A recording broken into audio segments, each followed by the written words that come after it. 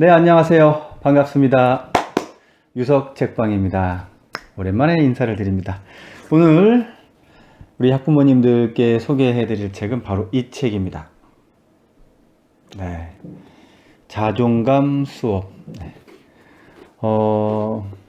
자존감에 대해서 궁금하시다면 제가 두 책을 소개시켜 드릴 수 있는데, 하나는 이무서 국제정신분석가의 자존감이라는 책이 있고요. 하나는 또 윤홍균 정신과 의사의 자존감 수업 책이 있습니다. 너무너무 좋은 책들입니다. 아마 이 두 권의 책을 천천히 읽으신다면 자녀의 자존감에 앞서서 우리 학부모님들의 잃어버린 자존감? 까맣게 잊고 있던 자존감 아마 쑥쑥 올라가실 수 있을 겁니다. 혹시 집에 강아지 키우시나요? 혹시 강아지의 자존감에 대해서 생각해 본 적이 있으신가요? 저는 한 번도 생각해 본 적이 없습니다. 없는데, 어느 날, 강형욱, 이제, 훈련사? 강아지 훈련사 분이 계시죠? 반려견의 개통령이라고 불리시는 분, 이제 강형욱 훈련사가 어느 인터뷰에서 이런 얘기를 했습니다. 반려견의 자존감을 키우면서 훈련하는 것이 너무너무 중요하다. 그 말을 듣고 사실 좀 충격을 받았어요. 아까 말씀드린 대로 저는 한 번도 강아지의 자존감에 대해서 생각해 본 적이 없었거든요. 왜 그분이 그렇게 반려견의 개통령이라고 불리는지 그 말을 듣는 순간 알게 됐습니다. 자, 자존감은요, 정말 정말 중요합니다. 부모가 영어를 잘 못해도 자녀는 뭐 어찌어찌 영어를 잘 할 수 있도록 이끌어 나갈 수 있어요. 또 부모가 수학을 잘 못해도 자녀는 뭐 어찌어찌 수학을 잘 하도록 안내할 수 있습니다. 그런데 부모의 자존감이 매우 낮은 경우 자녀의 자존감을 높여주는 건 정말 정말 어렵습니다.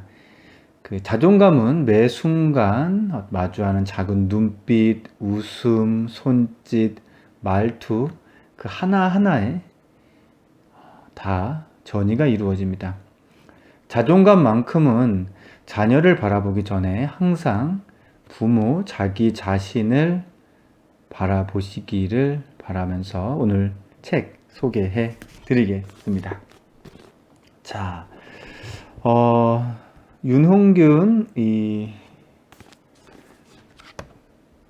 정신과 의사죠. 네. 이분은 책의 서두에서 자존감에 대해서 세 가지 기본 축이 있다고 이야기를 합니다. 자기 효능감, 자기 조절감, 자기 안정감인데요. 우선 자기 효능감이라는 건 자신이 얼마나 쓸모 있는 사람인지를 느끼는 거라고 해요. 그리고 두 번째로 자기 조절감이라는 건 자기 마음대로 하고 싶은 본능을 말한다고 하고요. 조금 더 조절감에 대한 설명이 필요합니다. 그리고 마지막으로 자기 안정감이 있고요. 자기 안정감은 자존감의 바탕이 되는데 안전하고 편안한 그런 것들을 느끼는 능력이라고 말합니다.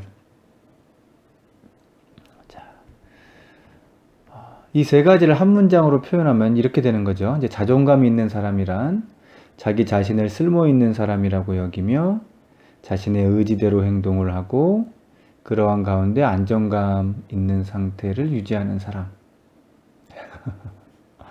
어렵네요. 네. 이 세 가지 중에서 몇 가지 정도 가지고 계신가요? 반드시 세 가지 다 가지고 계시길 바라고요. 책에서 언급하고 있는 구체적인 방안들 몇 가지 소개해 드리겠습니다. 우선 윤홍균 원장은 이 책에서 자존감 회복에 대해 재밌는 표현을 합니다.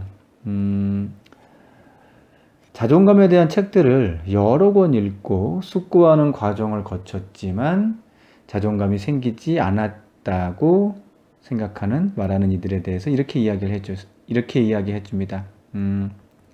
자존감 회복은 몸짱 되기와 비슷합니다. 헬스장을 등록해야 되나요?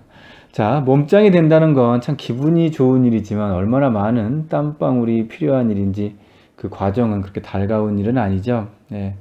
헬스 기본 교재를 몇 번 통독했다고 해서 몸짱이 되지는 않는다는 겁니다. 결국 중요한 건 실천인데요. 책 내용을 모두 다 지금 소개해 드리기는 어렵고요. 눈에 띄는 몇 가지를 말씀드리겠습니다. 자존감을 회복하기에 앞서서 버려야 할 것들에 대해서 이야기해요. 그 중에서 한 가지가 바로 무기력이라고 합니다. 저자는 무기력에서 빠져나오는 방안으로 일단 움직여라를 주문하고 있습니다. 이 책에서는 프랑스 정신과 의사 크리스토퍼 앙드레의 표현을 인용했는데요. 행동하지 않는 것은 주로 자존감 낮은 사람들의 전형적인 레포터리다라고 이야기합니다. 뭔가 무기력하다고 느낄 때 일단 움직이시기 바랍니다. 뭘 해야 할지도 모르겠고 괜찮습니다. 일단 뛰거나 걷거나 노래 부르거나 물건들을 다시 정리해 보거나 하는 것들 다 좋은 방안이 될 수 있을 겁니다. 자, 그 밖에도 자존감 회복을 위해서 좀 마음에 와닿는 부분이 있었어요. 뭐냐면 바로 과거를 떠나 보내는 겁니다. 과거 중에서도 특히 불행했던 과거. 저자는 자존감을 위해서 불행했던 과거와 거리두기 혹은 떠나 보내기를 하라고 해요. 자존감이 낮은 사람들의 경우 지나치게 가까운 곳에 불행을 놓아둔다고 하는데요. 자신의 아픈 과거를 수시로 꺼내어 확인한다고 합니다. 상처가 과거에 머무르지 않고 자꾸 현재에 이제 폭탄을 터뜨린다고 하는데 이를 심리적으로 재경험한다고 그렇게 이야기를 했습니다. 결국은 호감 가는 이성에게 또는 동료에게 또는 부모가 이렇게 상처 준 이야기들, 자, 부모에게 따돌림 당했던 그런 이야기들, 친구들에게 어떤 힘들었던 그런 이야기들 등등을 꺼내놓는다고 하는데요. 이렇게 꼬이고 꼬인 불쌍한 나를 감당할 수 있겠느냐, 이제 그런 표현인 거죠. 이는 자신에게 붙은 불을 타인에게 옮기는 과정이라고 저자는 이야기를 하고 있어요. 이제 많은 독자들이, 우리 학부모님들이 똑똑해졌습니다. 그래서 나름 자신을 분석해 들어갑니다. 그리고 그 상처의 기원을 찾아내요. 그런데 문제는 기원을 찾아내서 거기에 머물거나 자꾸 그것을 뒤적이며 꺼내놓아 현재로 가져온다는 겁니다. 저자는 그냥 그 상처를 그것에 놓아두라고 이야기를 해요. 그리고 주문하듯이 자신에게 이렇게 말하라고 합니다. 다 지나간 일이다. 다 지나간 일이다.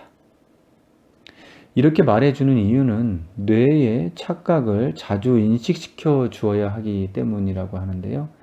상처된 과거는 한편의 공포영화를 보고 나온 것과 비슷하다고 이야기를 해요. 그 순간만큼은 무서워서 비명을 지르지만 이제 영화관을 나오면 현실과 무관함을 이제 인식하는 거죠. 그러한 사실을 우리의 뇌에 끊임없이 알려줘야 한다고 이야기합니다. 자, 과거의 상처된 기억을 자꾸 꺼내서 현재로 부활시키려는 자신에게 주문을 하듯이 한번 외쳐보시기 바랍니다. 조용히 이야기해 보셔도 될 것 같습니다. 다 지나간 일이다. 마지막으로 말씀드리고 싶은 구절이 있어요. 뭐냐면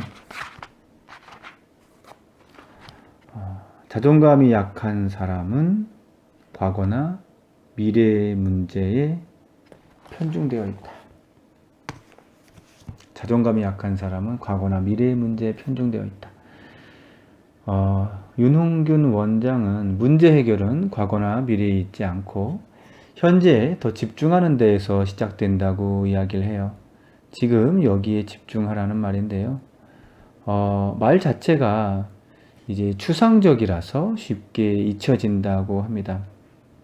그래서 마치 새로운 습관을 들이듯 지금 여기에 포커스를 맞추라고 해요. 아침 일찍 일어나서 운동하고 닭가슴살로 뭐 다이어트를 하듯 지금 현 상황에 집중하는 습관을 들이라고 이야기를 합니다. 이렇듯 현재에 집중하면 문제 해결을 앞당길 뿐 아니라 매력이라는 이득 또한 얻을 수 있다고 하는데요. 현재에 몰두한 사람은 상당히 매력적으로 보인다고 하네요. 왜 현재에 몰두하는 사람이 매력적일까요? 저는 이렇게 생각합니다. 과거든 미래든 다 허상입니다. 하지만 유일하게 존재할 수 있는 현실에 발을 디디고 섰을 때 그 사람을 참으로 정말 존재하게 만들기 때문에 매력적으로 보이는 것이 아닐까 하는 그런 추측을 해보고요. 자녀를 바라보는 시선에 너무 먼 미래의 걱정으로 다가가지 않으셨으면 좋겠어요. 오늘, 지금 자녀와 함께 같이 만들어 먹는 떡볶이 한 그릇의 행복감. 그것이 바로 자녀를 지금 여기 스스로를 존재하게 만드는 탁월한 방법이 될 수 있습니다. 네. 우리 학부모님들, 우리 아이들의 자존감 쑥쑥 올라가길 바라면서요. 오늘 유석 책방을 마치도록 하겠습니다. 감사합니다.